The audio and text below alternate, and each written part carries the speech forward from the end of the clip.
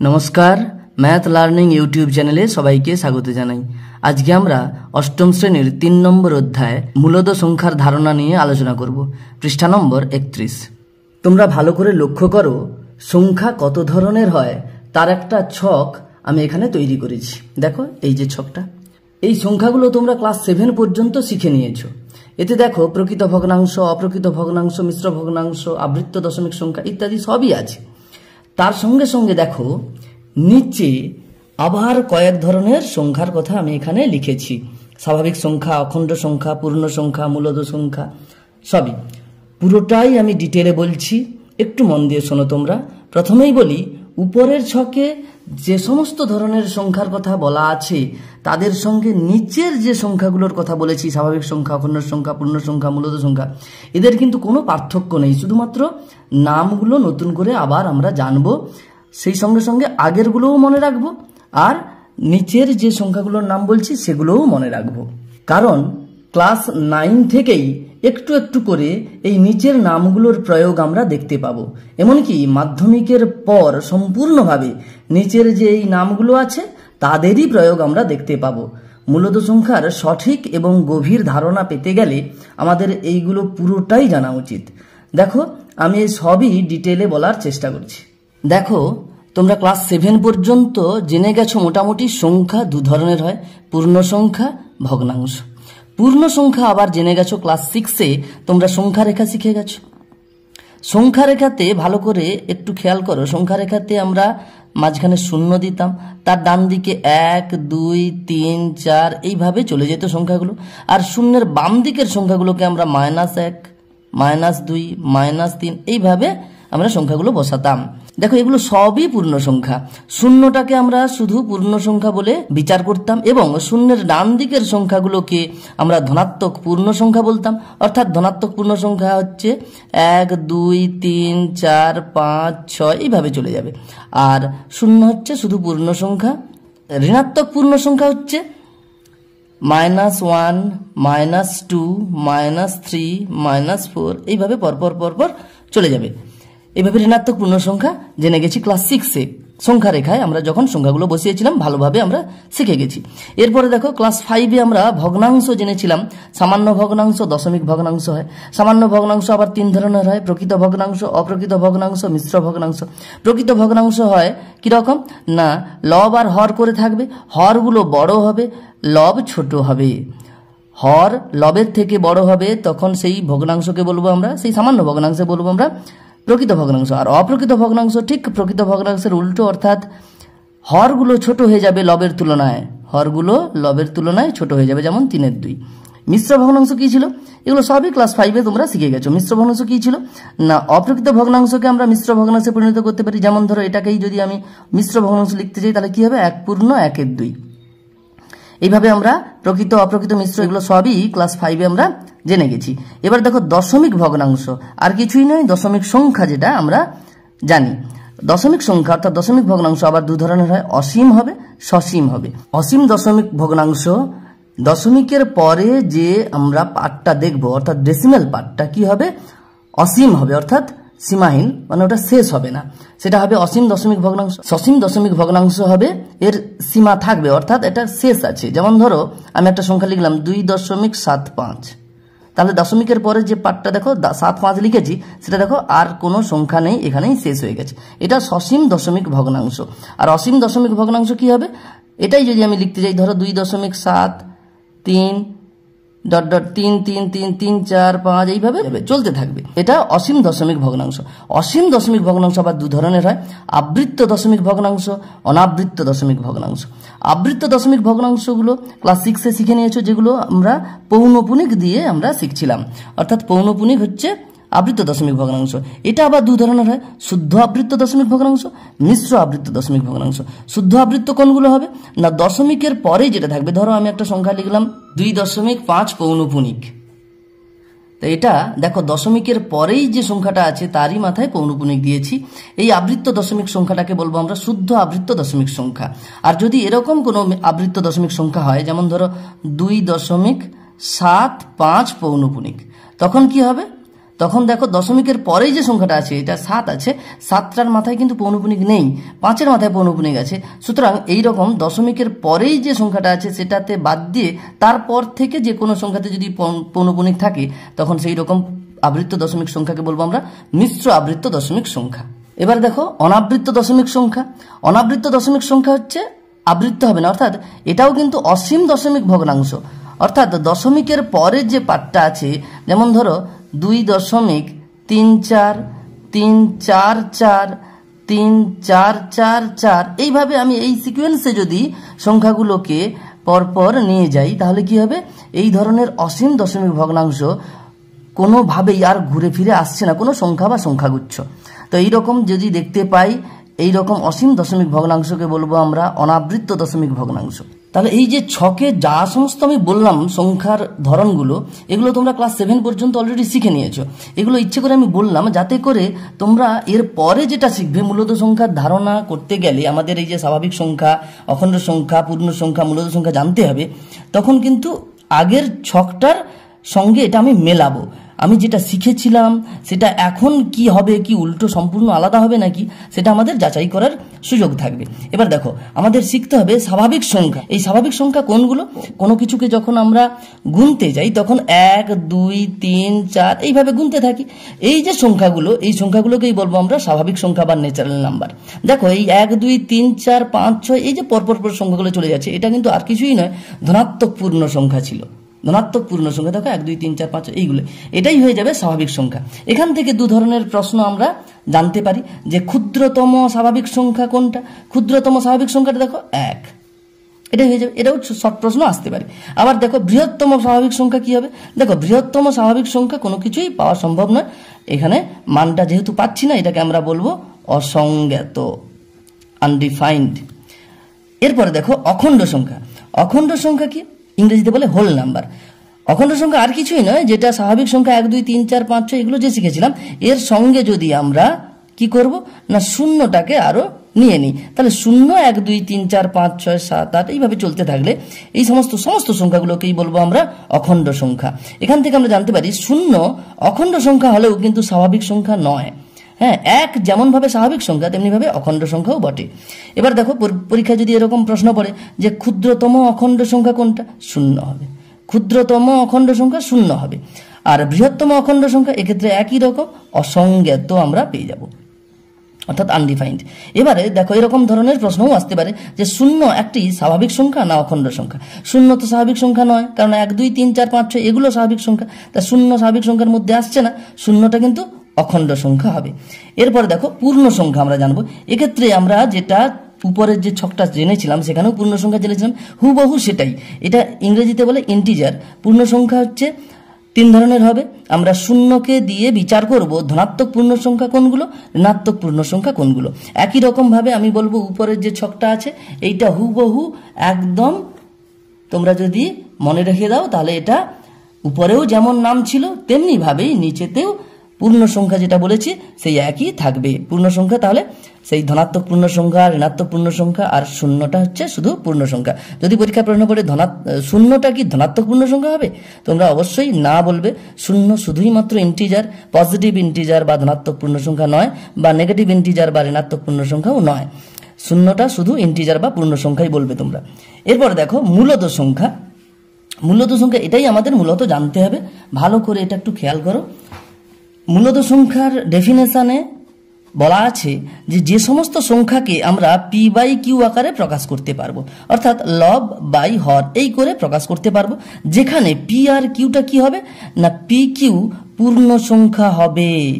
পূর্ণ সংখ্যা বলতে সেই একই ব্যাপার, সংখ্যা রেখায় যে সমস্ত সংখ্যাগুলো বসাবো, সংখ্যা রেখায় যে সমস্ত সংখ্যাগুলো বসাবো সেগুলোর মধ্যেই যে কোনো দুটোকে হতে হবে এই পি আর কিউ উপর নিচে। তবে তার সঙ্গে সঙ্গে আর একটা কন্ডিশন আছে, সেই কন্ডিশনটা হচ্ছে নিচে যেটা আছে অর্থাৎ এখানে কিউ বলা আছে, কিউটা কিন্তু 0 হবে না। তাহলে কি হবে, পি কিউ পূর্ণ সংখ্যা হবে বটে, কিন্তু কিউটা 0 বাদ দিয়ে বাকি পূর্ণ সংখ্যাগুলোর মধ্যে যে কোনো একটা হবে। আর পি যে কোনো পূর্ণ সংখ্যা হতে পারে, সেটা 0ও হতে পারে। এটা হচ্ছে মূলত সংখ্যার সংজ্ঞা। এবারে আমি এই ছকের সঙ্গে মেলানোর কথা বলছি তোমাদের, একটু খেয়াল করো। স্বাভাবিক সংখ্যা এটা হয়ে যাচ্ছে ধনাত্মক পূর্ণ সংখ্যা, যা স্বাভাবিক সংখ্যাও তা। এবারে দেখো যখন বলছি অখণ্ড সংখ্যা, তখন পূর্ণ সংখ্যা অর্থাৎ শূন্য আর ধনাত্মক পূর্ণ সংখ্যাগুলোকে নিয়ে হয়ে যাচ্ছে অখণ্ড সংখ্যা। এরপরে দেখো তারপরে আছে পূর্ণ সংখ্যা, তার মানে এই পুরোটাকে নিয়ে দেখো পরপর কিন্তু এর দলটা বাড়ছে। এরপরে তোমরা জানবে সেট, সংখ্যার সেট, সংখ্যার দল। দেখো প্রথমে এটা ছিল স্বাভাবিক সংখ্যা, তারপরে এর সঙ্গে শূন্যটাকে নিয়ে নিলে পুরোটাই হয়ে যাচ্ছে অখণ্ড সংখ্যা। এদেরকে নিয়ে পুরোটাকে এইভাবে ঋণাত্মক পূর্ণ সংখ্যাগুলোকেও নিয়ে নিলে হয়ে যাচ্ছে পূর্ণ সংখ্যা। এবারে আমি বলছি এই পূর্ণ সংখ্যাকে নিয়ে পুরো এই ছকের পুরোটাই শুধুমাত্র অনাবৃত্ত দশমিক ভগ্নাংশ বাদ দিয়ে বাকি সবগুলোই পুরোটা একদম পুরো ছক কোনটা বাদ যাবে? শুধু এই অনাবৃত্ত দশমিক ভগ্নাংশ এটা বাদ যাবে, বাকি সবগুলোই হয়ে যাবে মূলদ সংখ্যা। এই সমস্ত সংখ্যাগুলোকে তুমি পি বাই কিউ আকারে প্রকাশ করতে পারবে, যেখানে পি কিউ পূর্ণ সংখ্যা হবে এবং কিউ নট ইকুয়াল টু 0 হবে। তাহলে সুতরাং দেখতে পাচ্ছ অনাবৃত্ত দশমিক ভগ্নাংশ বাদ দিয়ে বাকি সবগুলোই কিন্তু মূলদ সংখ্যা হবে। এরপরে ক্লাস 9-এ যখন উঠবে, মূলদ সংখ্যার পরে অমূলদ সংখ্যা আছে, তারপরে বাস্তব সংখ্যা আছে, তারপরে জটিল রাশি আছে। এগুলো পরপর তোমরা শিখতে থাকবে। যেহেতু ক্লাস 8-এ আমাদের এই পর্যন্তই আপাতত জানলে চলবে, আমি এই জন্য এই ছকের সঙ্গে এই পর্যন্তই শুধু জানানোর চেষ্টা করছি। আমি এখানে একটা কথা অ্যাড করব। দেখো এই যে এখানে বলেছি পি কিউ পূর্ণ সংখ্যা, ক্লাস 8-এর বইতে তোমরা এই ডেফিনেশনটাই পাবে যে সমস্ত সংখ্যাকে পি বাই কিউ আকারে প্রকাশ করা যাবে, যেখানে পি কিউ পূর্ণ সংখ্যা এবং কিউ নট ইকুয়াল টু 0, সেই সমস্ত সংখ্যাগুলোকে মূলদ সংখ্যা বলা হয়। এটা তোমরা ক্লাস 8-এ মূলদ সংখ্যা ডেফিনেশনে পেয়ে যাবে। এরপরে যখন উঁচু ক্লাসে উঠবে তোমরা আরও একটা কথা দেখতে পাবে যে এই পূর্ণ সংখ্যা অবশ্যই ব্র্যাকেটে লেখা আছে কোপ্রাইম নাম্বার বা পরস্পর মৌলিক সংখ্যা, কোপ্রাইম নাম্বার লেখা থাকবে। হ্যাঁ, এটা কেন হয় আমি একটু বলে দিচ্ছি। এই পূর্ণ সংখ্যা যা তা পূর্ণ সংখ্যা দিয়ে দিলে হয় না। কখনো তোমরা দেখতে পাবে না যে ধরো 4-এর 6 লেখা আছে, 4-এর 6 এটা মূলদ না মূলদ সংখ্যা নয়, অর্থাৎ অমূলদ সংখ্যা, এরকমভাবে দেওয়া থাকে না সাধারণত। কেননা এই সংখ্যাকে লঘিষ্ঠ আকারে প্রকাশ করে নিতে হয়। এই যে 4 আর 6 পি বাই কিউ আকারে প্রকাশ হয়ে গেল, 4, 6 দুটোই পূর্ণ সংখ্যা, নিচেরটা দেখো 0 নয়, তাহলে এটা তো দিতেই পারে, কিন্তু এরকম দেবে না। এটা কাটাকুটি করলে দেখতে পাবে 2 দুগুণে 4, 2 3 6, অর্থাৎ 2-এর 3, এইভাবেই কিন্তু থাকে। সেই জন্য দেখো 2 আর 3 এটা পরস্পর মৌলিক সংখ্যা, অর্থাৎ কাটাকুটি করলে সবচেয়ে ছোট যেটা লঘিষ্ঠ আকারে আমরা পেলাম সেটা আসলে পরস্পর মৌলিক সংখ্যা হয়। তাই তোমরা মূলদ সংখ্যার ডেফিনেশনে যদি পূর্ণ সংখ্যার ব্র্যাকেটে যদি পরস্পর মৌলিক সংখ্যা কথাটা লিখে দাও, তাতে মূলদ সংখ্যার সংজ্ঞাটা খুব ভালো হয়। না লিখলেও আপাতত ক্লাস 8 পর্যন্ত এটা কোনো অসুবিধা হবে না। এই থাকলো। এর সঙ্গে সঙ্গে দেখো আমি কতগুলো প্রশ্ন আমি যোগ করেছি মূলদ সংখ্যার সম্বন্ধে। যেমন ধরো সমস্ত পূর্ণ সংখ্যাই মূলদ, সত্য না মিথ্যা? দেখো আমি একটা কথা বলেছিলাম তোমাদের, এই যে ছকটা দেখো একটু ভালো করে দেখো, এখানে বলেছি শুধুমাত্র এই যে অনাবৃত্ত দশমিক ভগ্নাংশ এটা বাদ দিয়ে বাকি সব কিছুই মূলদ সংখ্যা হবে। সুতরাং পূর্ণ সংখ্যা তো এখানে এটা তো অবশ্যই মূলদ সংখ্যা হবে। সমস্ত পূর্ণ সংখ্যাগুলোকে 0, 1, 2, 3, 4 অর্থাৎ -1, -2 সবকেই দেখো পি বাই কিউ আকারে প্রকাশ করা যাবে। মানে নিচে কিছু নেই, মানে 1 আছে, সবার নিচে 1 আছে, দেখো পি বাই কিউ আকারে। আর উপরের গুলো সবই তো পূর্ণ সংখ্যা, আর নিচে 1 তো পূর্ণ সংখ্যা হবে, আর নিচেরটা অবশ্যই 0 হচ্ছে না, 1 হচ্ছে। সুতরাং পূর্ণ সংখ্যাগুলো অবশ্যই মূলদ সংখ্যা হবে। তার মানে এখানে আমরা এই যে সমস্ত পূর্ণ সংখ্যাই মূলদ সংখ্যা সত্য হবে, এটা আমরা লিখতে পারি। এরপর বলছে সমস্ত মূলদ সংখ্যাই কি পূর্ণ সংখ্যা? না, পূর্ণ সংখ্যা বাদ দিয়ে অনেকগুলোই আছে। হ্যাঁ, এই যে ছকটা আবার একবার দেখালে আমি বুঝতে পারবে যে এই যে দেখো পূর্ণ সংখ্যা এটা বাদ দিয়ে বাকি এগুলো মূলদ সংখ্যা হবে। সুতরাং সমস্ত মূলদ সংখ্যা যে পূর্ণ সংখ্যা হবে সেটা কিন্তু নয়। তাহলে এখানে আমরা লিখব সমস্ত মূলদ সংখ্যাই পূর্ণ সংখ্যা, এটা মিথ্যা লিখব। এবার দেখো কোনগুলি মূলদ নয়। এখানে দেখো অনেকগুলো সংখ্যা আমি লিখে রেখেছি, এদের মধ্যে কোনগুলো মূলদ সংখ্যা নয়, কোনগুলি মূলদ সংখ্যা হবে। হ্যাঁ, অর্থাৎ মূলদ সংখ্যা যেটা নয় সেটাকে অমূলদ সংখ্যা বলে। দেখো এখানে 0, 1 এগুলো পূর্ণ সংখ্যা, তাহলে এটা মূলদ সংখ্যা হয়ে গেল। দেখো -2 এর 3 এটা মূলদ সংখ্যা হবে, কেননা দেখো পি বাই কিউ আকার প্রকাশ করা যাচ্ছে। -2 আর 3 দুটোই হচ্ছে পূর্ণ সংখ্যা, নিচেরটা 0 হচ্ছে না। 1 পূর্ণ 4-এর 7 এটাও মূলদ সংখ্যা হয়ে যাবে। √7 এটা মূলদ হবে না। কেন হবে না একটু খেয়াল করে তোমরা দেখবে যে √7 এটার কিন্তু অর্থাৎ 7-এর যে বর্গমূল, এটার বর্গমূল নির্ণয় করতে গেলে আমরা এরকমই একটা সংখ্যা পাবো যেটা কিনা অসীম অনাবৃত্ত দশমিক ভগ্নাংশ হবে। তাহলে √7 অর্থাৎ 7-এর বর্গমূল কি হবে? অসীম অনাবৃত্ত সংখ্যা পাবো আমরা, তাই √7 হবে অমূলদ সংখ্যা। √2 একই ব্যাপার, √2 হবে, এরও বর্গমূল আমরা নির্ণয় করতে পারছি না, পূর্ণ সংখ্যা হচ্ছে না, √2 অর্থাৎ 2-এর বর্গমূল পূর্ণ সংখ্যা হবে না, তাই এটা হয়ে যাবে অমূলদ সংখ্যা। √9 অর্থাৎ 9-এর বর্গমূল 3 পাবো, 9-এর বর্গমূল 3 পাবো, তাই √9 এটা হচ্ছে মূলদ সংখ্যা হবে। আর 0.3 পৌনপুনিক, এটা দেখো আবৃত্ত দশমিক সংখ্যা, আবৃত্ত দশমিক সংখ্যা অবশ্যই মূলদ সংখ্যা হবে। অনাবৃত্ত হলে তবে গিয়ে শুধুমাত্র আমরা অমূলদ পাই। তাহলে দেখো এখানে অনেকগুলো সংখ্যা আমি লিখে রেখেছি, এর মধ্যে কোনগুলো মূলদ কোনগুলো অমূলদ আমি এখানে সহজেই পেয়ে গেলাম। তোমরা এইভাবে চেষ্টা করবে অবশ্যই। দেখো আমি এখানে নিজে করি 3.1 32 নম্বর পৃষ্ঠার অঙ্কগুলো একটু ছুঁয়ে যাচ্ছি। একের দাগে দেখো বলেছে নিচের সমীকরণগুলি সমাধান করি, এবং তার সঙ্গে সঙ্গে দেখো সমীকরণগুলো দেওয়া আছে, যেমন নিচে লেখা আছে দেখছি প্রতিটি সমীকরণের বীজ। সমীকরণের বীজটা আমি ক্লাস 7-এর আমার ভিডিওতে দেওয়া ছিল, তার সঙ্গে এখানে আমি আরেকবার বলে নিচ্ছি। যে কোনো সমীকরণ, যেমন ধরো একের দাগের একেরটা আছে 5x = 30, তো এই যে সমীকরণটা দেওয়া আছে, এই সমীকরণের সমাধান যদি আমরা করি তাহলে এখানে চল যেটা আছে সেই চলের মানটা পাবো। যেমন ধরো আমরা যদি বা x সমান, x এর সঙ্গে 5 গুণ আছে, ওটাকে যদি আমরা ওপাশে নিয়ে যেতে চাই তাহলে কি হবে, 30 এপাশে যেমন আছে ভাগ হয়ে যাবে 5, এই করে কাটাকুটি করলে হয়ে যাবে 6, বা x সমান 6। এই যে এটা আছে, এটা আমি আরেকটু বলে দিই, এটা আসলে কি করা হচ্ছে না, বাম পক্ষেও 5 দিয়ে ভাগ হচ্ছে, তাই ডান পক্ষেও 5 দিয়ে ভাগ হচ্ছে। যদি আমরা এখানে ব্র্যাকেটে লিখে নিতাম যে উভয় পক্ষকে 5 দিয়ে ভাগ করে পাই, তাহলেও কিন্তু ভালো করে বোঝা যেত ব্যাপারটা। উভয় পক্ষকে 5 দিয়ে ভাগ করে, তবে দেখো এপাশেও যদি 5 দিয়ে ভাগ করি 5 5 কেটে গিয়ে x পড়ে থাকবে, আর এই পাশে 5 দিয়ে ভাগ করে এই ব্যাপারটা দাঁড়ালো, সেই করে x এর মান 6 পেলাম। এখানে দেখো সমীকরণের সমাধান অর্থাৎ চল যেটা আছে x, তার মান পেলাম 6, চলের মানটা পেয়ে গেলাম, এটা সমাধান হলো, এটাই হচ্ছে সমীকরণের বীজ। তাহলে কোনো সমীকরণের বীজ যদি বলে তাহলে কি হবে, এই চলের মানটাই সেটা কি হবে। অতএব সমীকরণটির বীজ কত দাঁড়ালো, সমীকরণটির বীজ হলো কত, 6।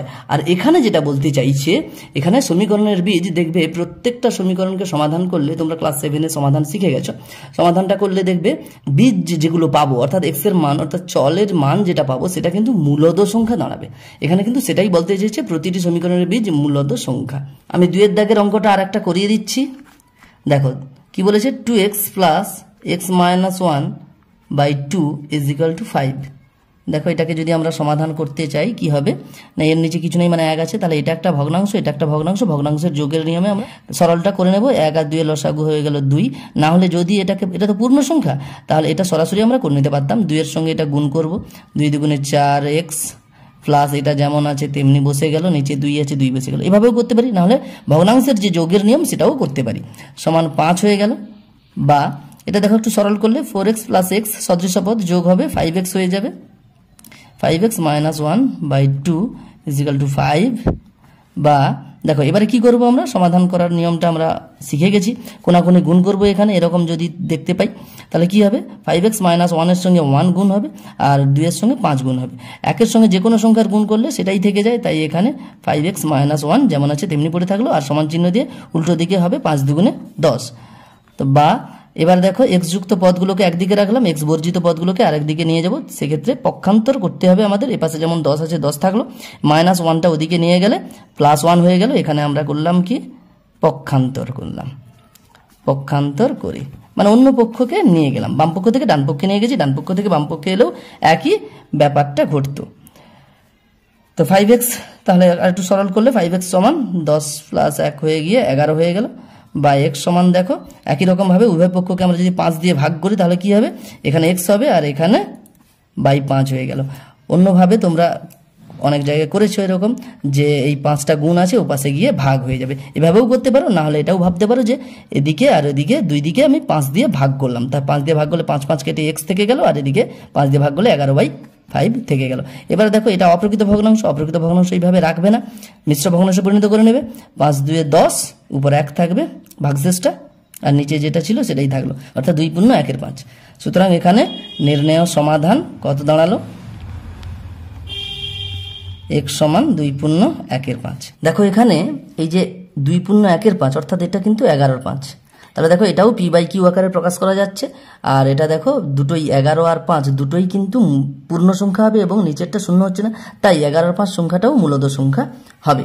এরপরে নিজে করি 3.1 এর অঙ্কগুলো আমি আর করাচ্ছি না, তোমরা নিজেরা চেষ্টা করবে। এরপর দেখো নিজে করি 3.2 এর অঙ্কগুলো আমি করাচ্ছি, পৃষ্ঠা নম্বর 39। 1 এর দাগের অঙ্কটা কি বলেছে? 2 এর 9 এর সাথে কত যোগ করলে শূন্য পাবো।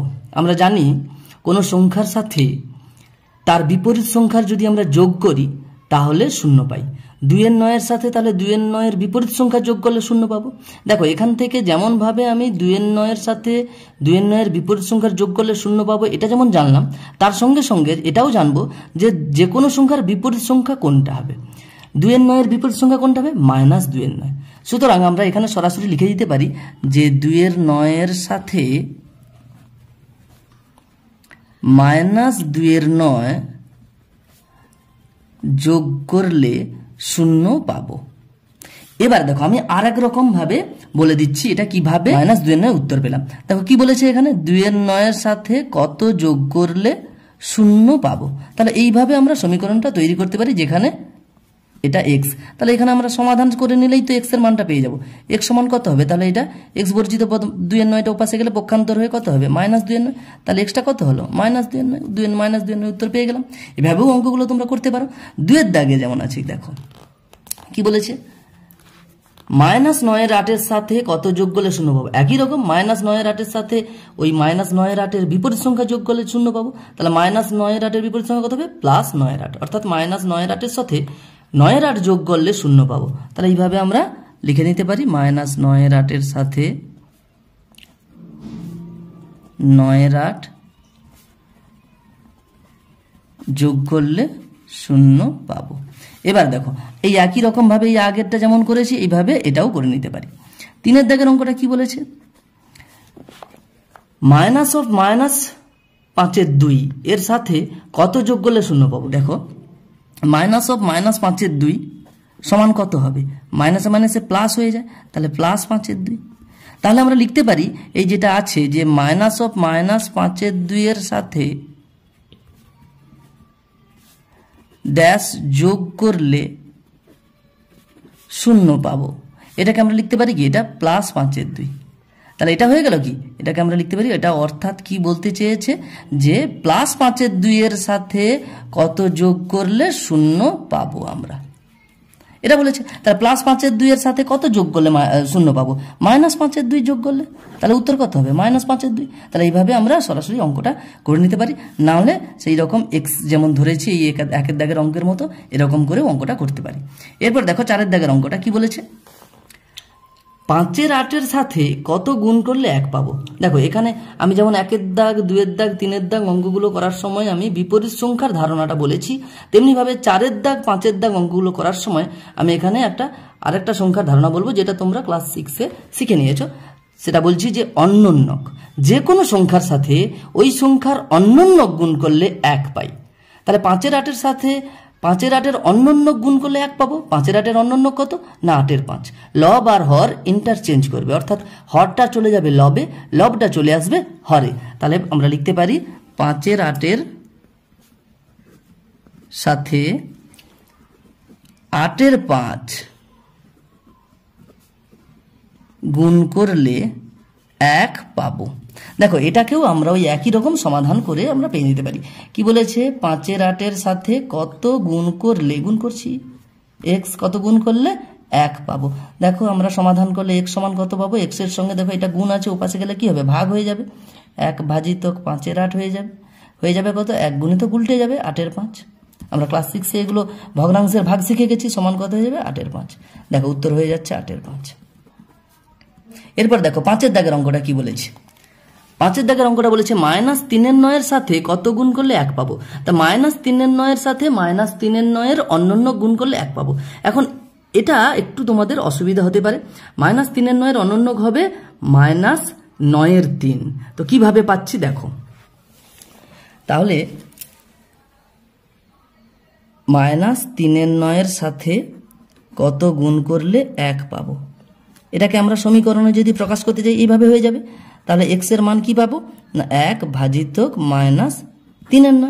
এটা দেখো গুণ আছে x এর সঙ্গে, তাহলে উপাসে গেলে কি হবে ভাগ হয়ে যাবে।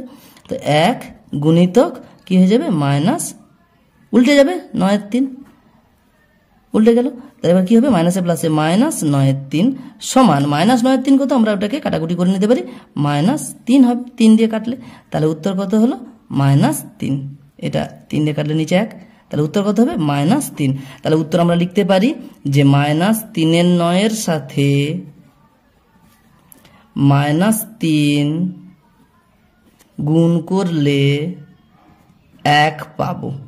দেখো আমি গুণ করে দেখাচ্ছি, -3/9 সাথে -3 গুণ করলে দেখো মাইনাসে মাইনাসে প্লাস হয়ে যাচ্ছে, আর এইদিকে দেখো 3 3 9 মাইনাস মাইনাসে কেটে প্লাস হয়ে গেল, 3 3 9 আর 3 3 উপরে নিচে কেটে গেল, এই করে হয়ে গেল 1 +1 অর্থাৎ 1। তাহলে দেখো -3/9 সাথে -3 গুণ করলে 1 পাচ্ছি। এবার দেখো এখানে 6 দাগের অঙ্কটা বলেছে কি 7/9 গুণিতক -11/25 গুণিতক -89/41 গুণিতক 5/121 বিনিময় ও সংযোগের নিয়মের সাহায্যে গুণ করি। এখানে দেখো 4টে মূলদ সংখ্যা দেওয়া আছে, এই 4টা মূলদ সংখ্যার গুণফল বের করতে হবে দুটো নিয়মের সাহায্যে, বিনিময় এবং সংযোগ নিয়ম।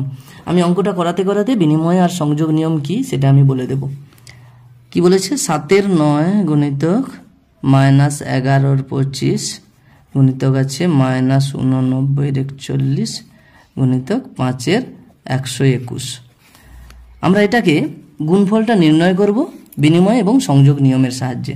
তার জন্য প্রথমে আমাদের কি করতে হবে, দেখো অঙ্কটাকে ভালো করে একটু দেখো। 7/9 গুণিতক এই যে মাঝের দুটো আছে না, এটাকে আমরা দ্বিতীয় বন্ধনী দিয়ে ঘিরে ফেলবো, -11/25 গুণিতক -89/41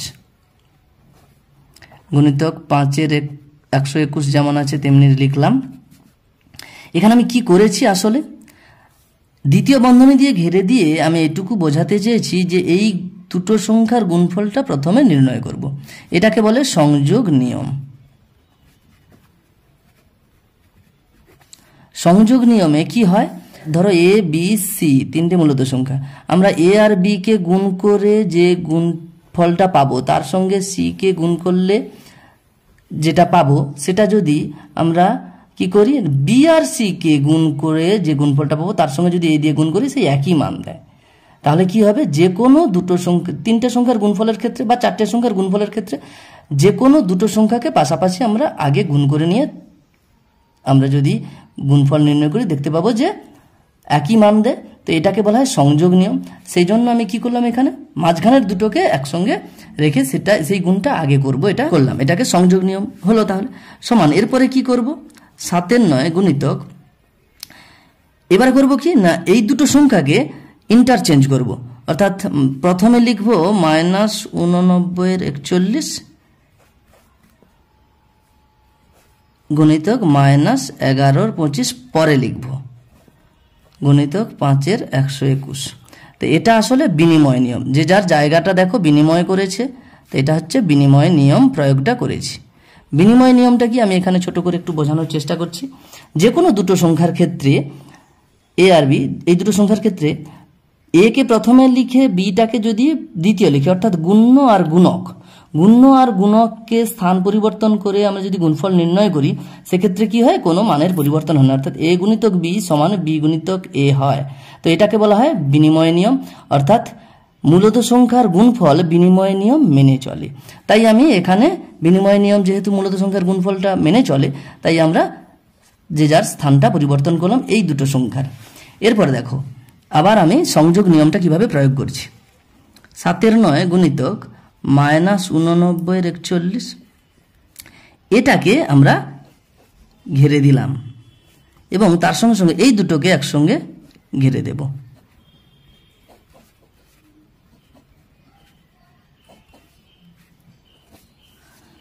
তো এটা হবে কি সংযোগ নিয়ম।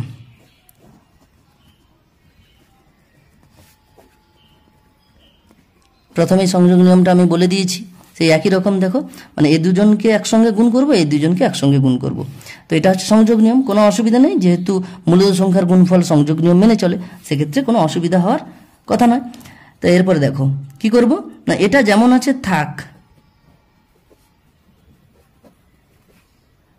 এই মুহূর্তে এটা যেমন আছে তেমনি থাকলো।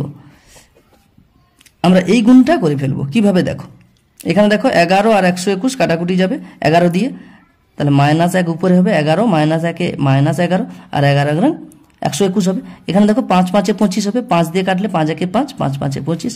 তা দেখো উপরে হয়ে গেল -1 আর 1 গুণ করলে -1 আর নিচে হয়ে যাবে 11 5 55। এটা হলো। তো এরপরে আমরা কি করব, এই দুটোকে গুণ করে ফেলবো, হয়ে যাবে কত, মাইনাস প্লাসে মাইনাসে মাইনাস, 7 9 63, 3 হাতে রইল 6, 7 8 56, 6 62 আর নিচে হবে 9 1 9, 9 4 36। এর সঙ্গে গুণ করব -1/55। এবার দেখো এই দুটোকে যদি গুণ করি আমরা, মাইনাস মাইনাসে প্লাস হয়ে যাবে, 623 1 623 উপরে থাকলো, আর নিচে এই 369কে 55 দিয়ে গুণ করলে তোমরা দেখতে পাবে উত্তর হবে 20,295, অর্থাৎ 20,295। তাহলে উত্তর হয়ে যাবে, এই প্লাস চিহ্ন না দিলেও হবে, 623/20,295। আশা করি তোমরা সংযোগ নিয়ম আর বিনিময় নিয়মটা বুঝতে পেরেছ। সংযোগ নিয়ম আর বিনিময় নিয়ম প্রয়োগ করে কিভাবে গুণফলটা করতে হয় সেটাও আমি এখানে করে দেওয়ার চেষ্টা করেছি। আশা করি তোমরা বুঝতে পেরেছ। আজ আপাতত এই পর্যন্ত, পরের ভিডিওতে পরের অঙ্কগুলো নিয়ে আলোচনা করব। ধন্যবাদ।